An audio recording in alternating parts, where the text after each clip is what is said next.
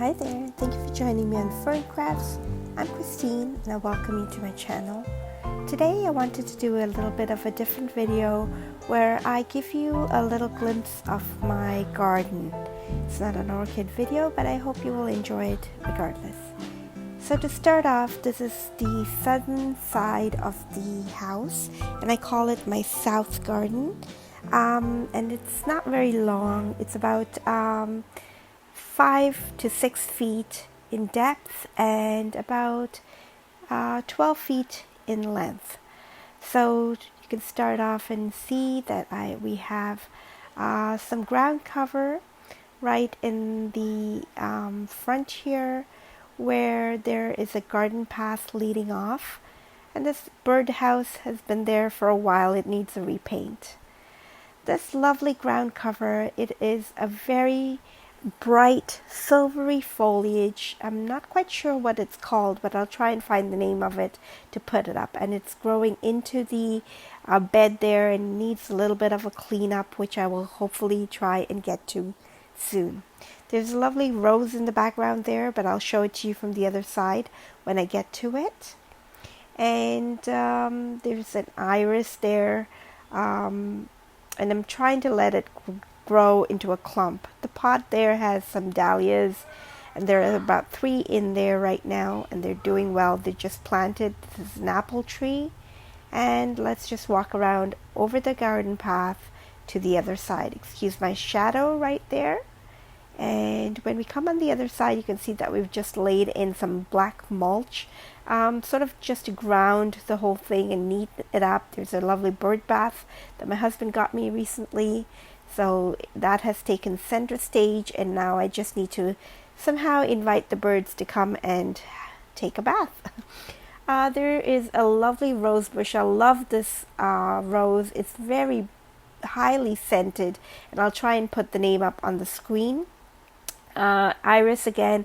This dead looking tree, we had just recently transplanted it from another part of the garden and it's looking really bad, but it's taken root, and excuse my hand there inside there, but it's growing. You can see some growing tips on it and it just needs to adjust. It's been a very hot summer so far and we've had some terribly hot days, so it looks all beaten up, but it will revive itself when it cools down.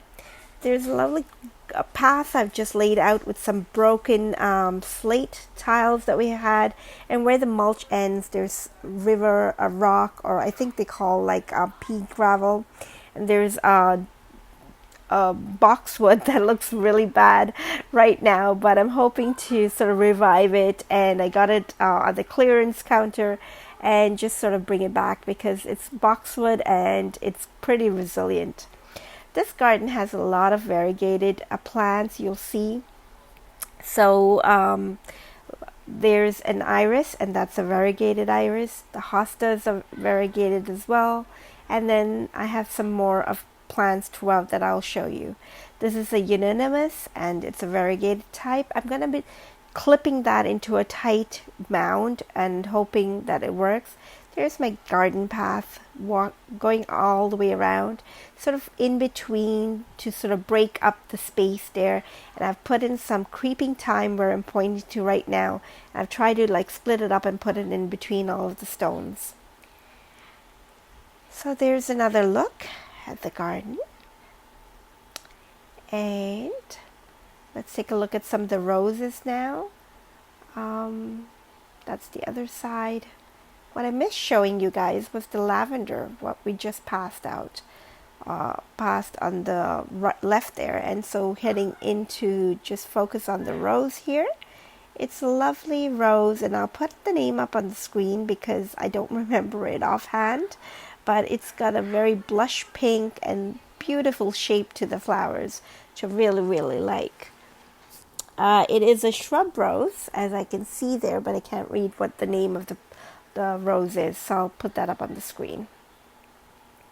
And then behind where the iris is, there is another one, and this one actually is either called A Canada or O Canada, and it's because the rose, I was digging in the mulch there to try and find the label and I didn't find it, but it is called A Canada or O Canada, and it's because of the striking marking of the red and white on the flower. And it is a beautiful rose, and I've been very good at deadheading the roses this summer so far, so they are blooming better than they usually do. Excuse my shadow again. Just going past that serviceberry tree and walking to the back. There are some stumps that we have not had a chance to take out. We probably will. This is a very highly scented rose, and it's called Eleganza. Again, I will put up the name on the screen.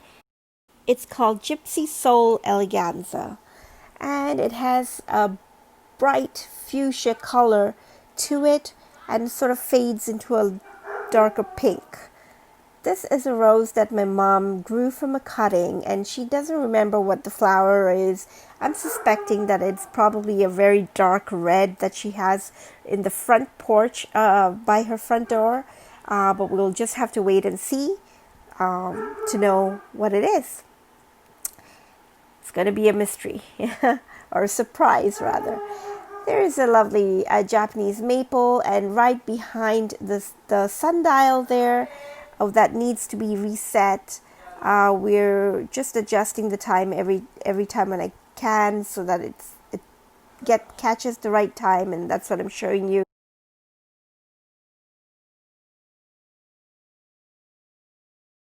That's the Japanese maple, and a lot of people will say that Japanese maple does not do well in sunshine or full sun, but as you can see, I'll come back to it later, there are lots of growing tips. That there is a poppy that has died back, and it will come back hopefully in the spring, but we've just marked it with some stones so that we know where it is. More irises, and this here is called Chico Willow, I think it is. Hishiki willow. Nishiki willow, yes, there we go. And it is a lovely plant that we've had. This is the second one we've got in the garden, and it has these tips that are white and centers are green, so it just adds a lot of interest to the garden. And I have it in the front because I'm not quite sure how big it's going to go, and I think it's going to be a shrub, so I'm going to try and prune it back and give it a shape.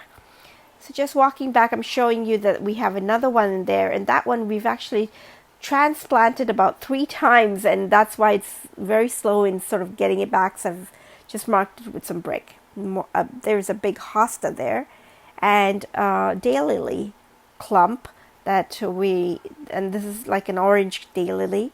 And here is a new rose that we've just put in, and it's a climbing rose. It's a white climbing rose. I can't quite see what the name is there, but lots and lots of blooms to come. And I can tell you, since I've taken this video, those buds have bloomed, and it is beautifully scented as well.